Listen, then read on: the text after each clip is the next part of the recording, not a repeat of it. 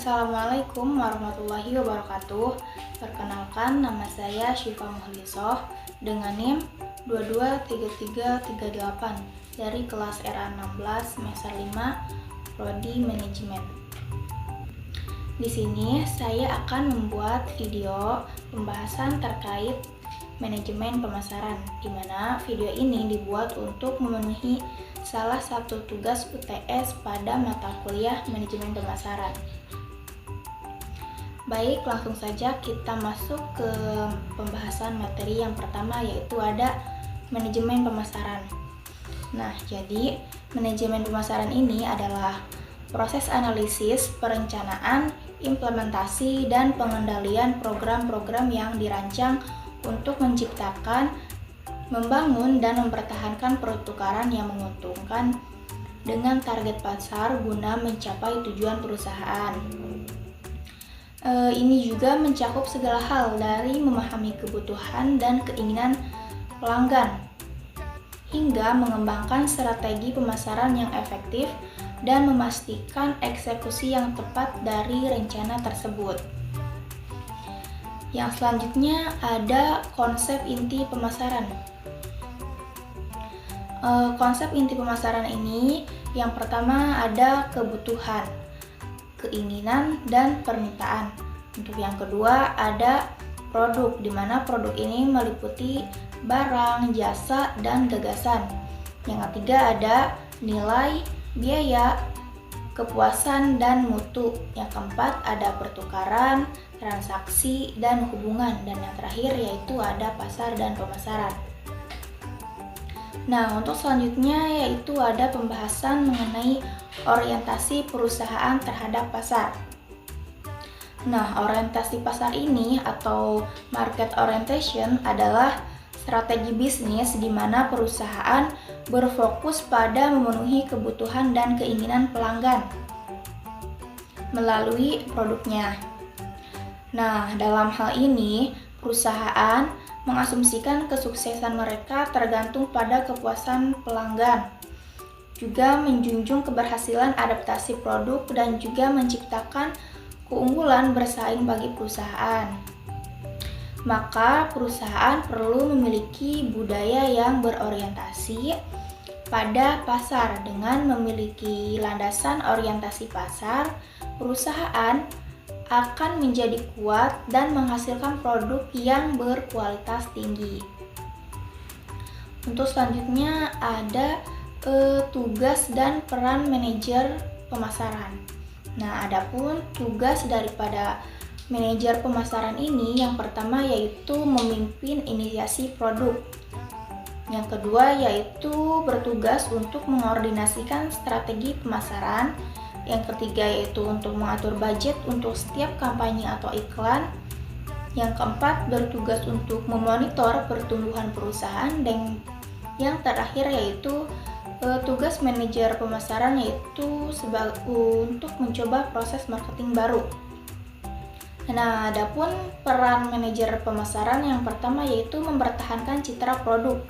Yang kedua mengelola strategi digital marketing, dan yang terakhir yaitu memonitor strategi konten dan media sosial.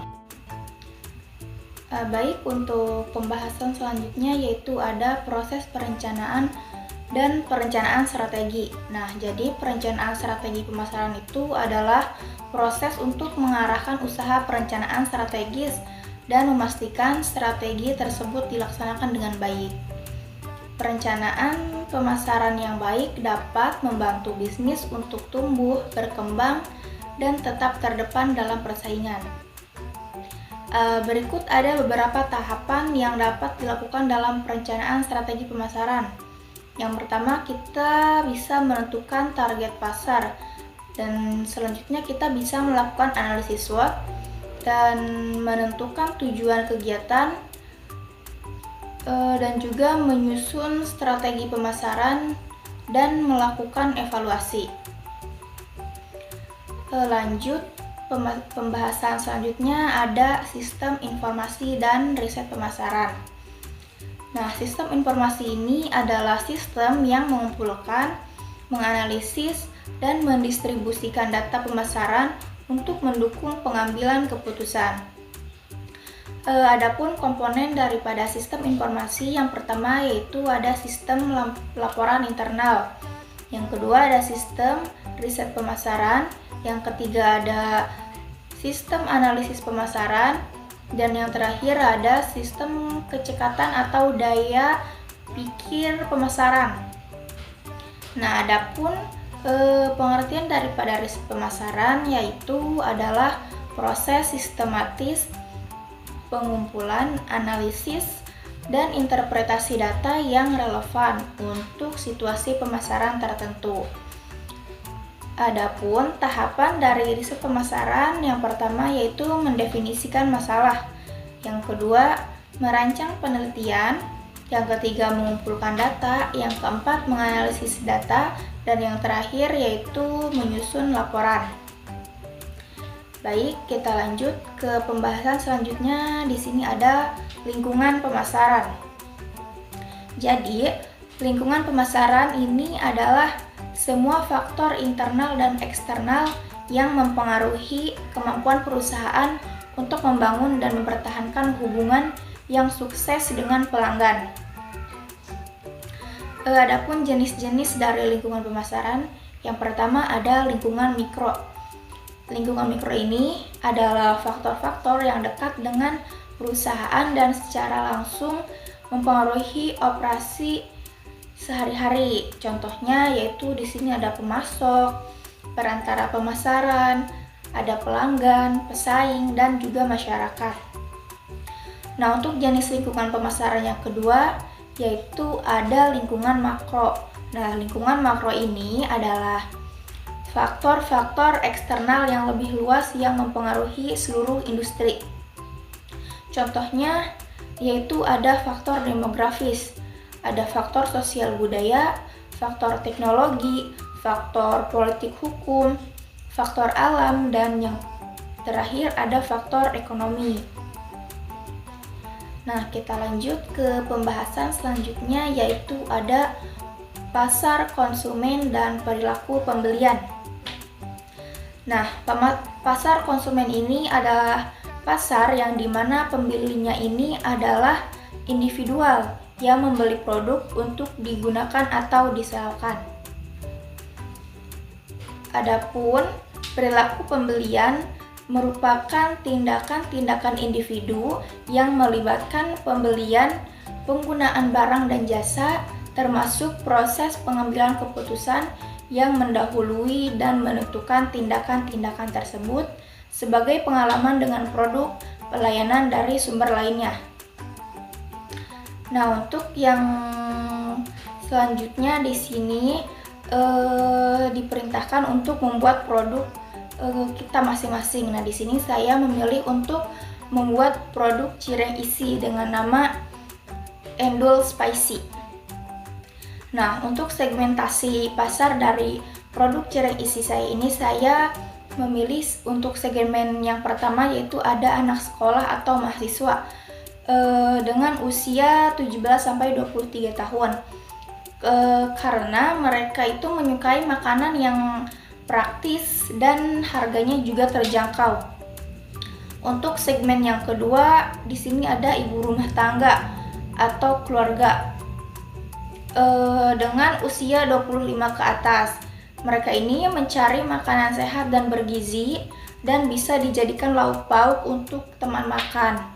Nah, adapun targeting dari produk cireng isi ini yaitu target pasar dari produk cireng isi Endul Spicy ini adalah dari berbagai kalangan. Kenapa? Karena cireng ini adalah makanan yang familiar dan disukai banyak orang dari anak-anak hingga dewasa. Dan yang terakhir yaitu ada positioning.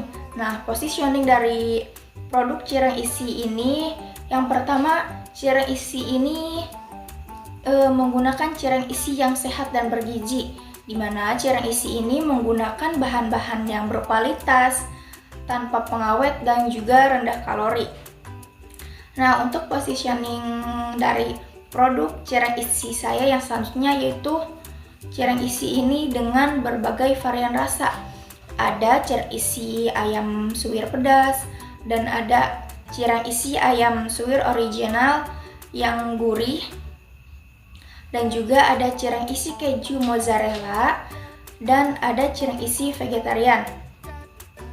Dan positioning terakhir dari produk cireng isi ini yaitu cireng isinya ini cireng yang praktis dan mudah dibawa, dan juga harganya terjangkau.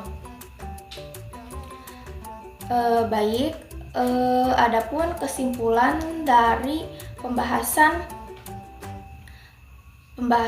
yang telah saya sampaikan, yaitu yang pertama, manajemen pemasaran itu adalah proses mengatur semua kegiatan yang berhubungan dengan memasarkan produk atau jasa.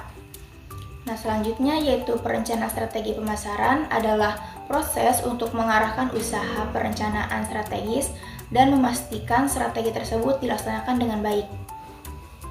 Nah, selanjutnya ada sistem informasi. Jadi, sistem informasi ini adalah sistem yang mengumpulkan, menganalisis, dan mendistribusikan data pemasaran untuk mengambil keputusan. Dan riset pemasaran adalah proses sistematis pengumpulan, analisis, dan interpretasi data yang relevan untuk situasi pemasaran tertentu. Untuk selanjutnya yaitu ada tadi lingkungan pemasaran. Nah, lingkungan pemasaran ini adalah semua faktor internal dan eksternal yang mempengaruhi kemampuan perusahaan untuk membangun dan mempertahankan hubungan yang sukses dengan pelanggan. Selanjutnya yaitu ada pasar konsumen, yaitu pasar yang dimana pembelinya adalah individual yang membeli produk untuk digunakan ataupun disewakan. Nah, adapun dari segmentasi pasar dari produk yang tadi saya sebutkan itu, nah segmentasi itu membagi pasar yang akan menjadi kelompok-kelompok.